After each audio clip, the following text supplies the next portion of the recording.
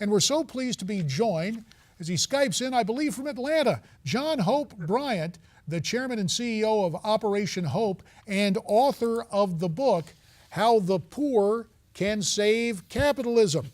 John Hope Bryant, it's always good to have you here, and perhaps there is something hopeful this morning we can deal with on these troubled issues from Ferguson to New York to elsewhere. Where do you come down specifically on this case, John? Well, JD, I think that we're looking at the right things in the wrong ways. And thanks for having me on. This is an economic issue, really, underneath everything else. If you deal with class, you get race for free. The reality is that the young man in New York was selling loosies. He was selling loose cigarettes. He wasn't murdering anybody. He wasn't attacking anybody. In fact, I think the reports are he had actually broken up a fight. But he was selling loosies against ordinance. Let me say that. It was against ordinance, against the law. So fine, hit him with an economic fine. Give him a penalty. Make him go to court and pay for it. Make him do community service. But what happened with him would not have happened in downtown Beverly Hills with a resident of Beverly Hills. It just wouldn't have happened. So I'm not saying it's racist, but I am saying that it is about class and poverty, and that what he really wanted was a job. Michael Brown, he was stealing some cigars. Let's just call it what it was. And if he had a job, maybe he wouldn't have stolen the cigars. And maybe he wouldn't have been walking down the street at 12:30 in the afternoon. Maybe he'd have been at work. But it's not a black thing. Muhammad in Tunisia. The Arab Spring was not about Islamic extremism or somebody screaming, "I hate America," or "down to the West." It was a guy who, when he set himself on fire because he had a cart business that he wasn't allowed to operate, he said, "I just want to work," and set himself on fire. That was his last words. Governor of Tunisia fell. Arab Spring took off around the entire Middle East. And you can go on and on and on. The riots in Paris. That was the youth in the suburbs. That was an economic cry. The crisis is not enough jobs. 7 billion people. According to Gallup, 1.5 billion jobs. We need 1 or 2 billion more jobs. And right here in America, we need an economic renewal. And so we need to start looking at these young people as an economic engine to be tapped and not a problem to be set upon. John, you said it's not a white thing or a black thing, but protests, sit-ins, and blockades have been erupting all across cities across America. Is this reminiscent in any way to the civil rights struggle in the 60s? Sure it is. Well, it's a green thing, by the way. It's an economic thing. But so how do we bridge that gap, though? You got to create a solution. You got to figure out what you're for and not what you're against. Dr. King said, "I'm here to redeem the soul of America from the triple evils of war, racism, and poverty." He didn't say, "I'm here to protect black people." He was really talking about taking everybody up in a larger vision of ourselves. He essentially said, Dr. King said, "You can take no pleasure in the fact that there's a hole in my end of our boat. We're all sinking. This is America. This is not black America or brown America." So we have got to create solutions. And so far, the commentary has mostly been about throwing barbs and one group against the other. There is legitimate pain here. I don't want to say that racism is not an issue, but I can't fight racism.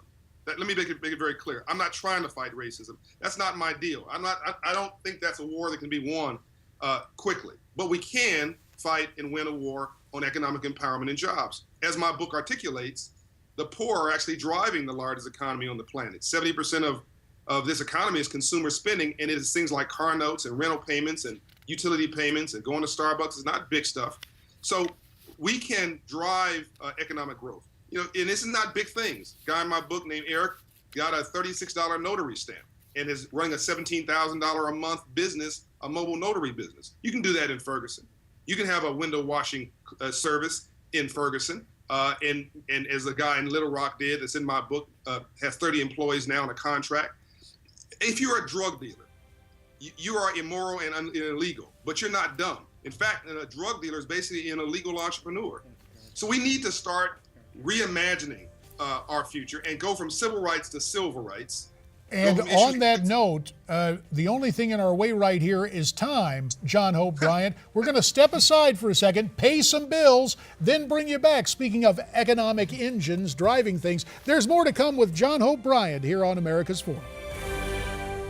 We are so pleased to continue our conversation with John Hope Bryant, founder, chairman, and CEO of Operation Hope, and author of the book, How the Poor Can Save Capitalism, Rebuilding the Path to the middle class. John, you spoke earlier about dueling sound bites, and regardless of the merits of the argument, when do you think we're going to start to focus on not black and white, but green, as in money? Yeah, 2 weeks to 2 months. This happened after the Rodney King riots, which is where Operation Hope was founded in 1992.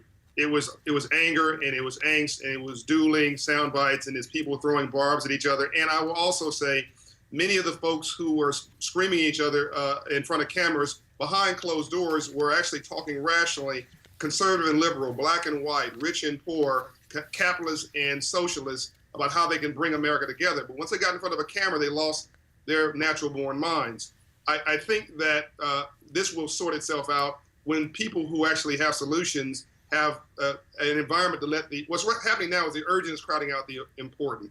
And when the cameras basically go away and the angst comes down, and by the way, there is legitimate pain on the behalf of these families. We should give them a voice, even if they say inappropriate things. Pain is not rational. After that subsides, now it's about solutions. Operation Hope has put $2 billion. John, $2 billion. John, speaking of sound bites, we want to get your reaction. President Obama weighed in on the racial unrest across the country. I want you to listen to this and then get your response.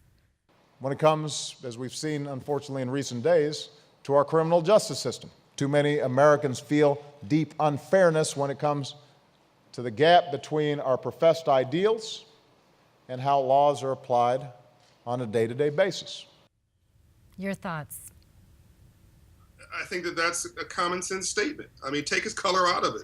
Take the fact he's president out of it. Just you and me sitting in your living room and having a conversation with no TV cameras. No one would say that was irrational. But again, but you can't ignore it, though. Someone would argue you can't ignore it. If he doesn't talk about it, then he's ignoring it. It's a no-win situation. We love our presidents before they're president and after they're president. When they're president, we hate them, whoever they are. Look, I did not answer your question earlier, by the way, and I apologize. Solution, I would put Hope Inside locations. I'm going to put Hope Inside locations in the Ferguson to raise credit scores to 700.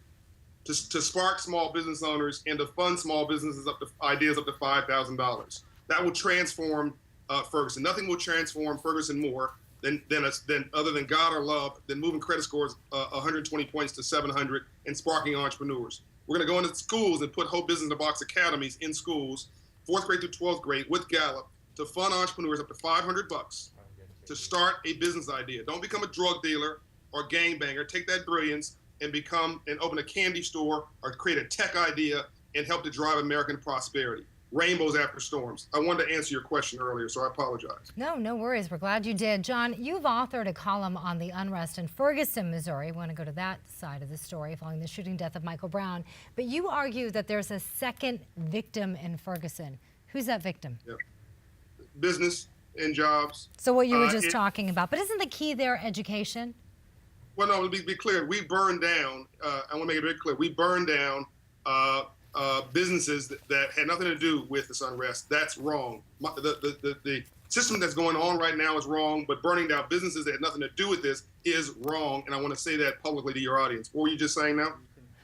Talking about education, because you were talking about taking those entrepreneurial skills and applying them to something in a more positive, productive way, but some of these kids don't have access to good education. Let's be honest. I mean, doesn't education come first? Got about 45 seconds to answer, John.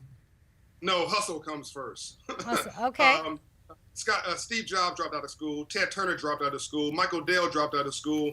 Bill Gates dropped out of school. No, you need hustle and you need opportunity. You need self-esteem, good role models, and environment. You hang around 9 broke people, you'll be the 10th. And again, what you're saying is it's not so much education as it is practical experience. That's why I really was intrigued by your story about the man getting his notary stamp and opening a thriving business with documents. Just because it's obvious, you know, some people dismiss a study of the obvious. Common sense, the bottom line on this, and willingness to work. Certainly you've been willing to look at this problem. The name of the book again is How the Poor Can Save Capitalism. To our guest, John Hope Bryant, we thank you for your time, and America's Forum will continue after this.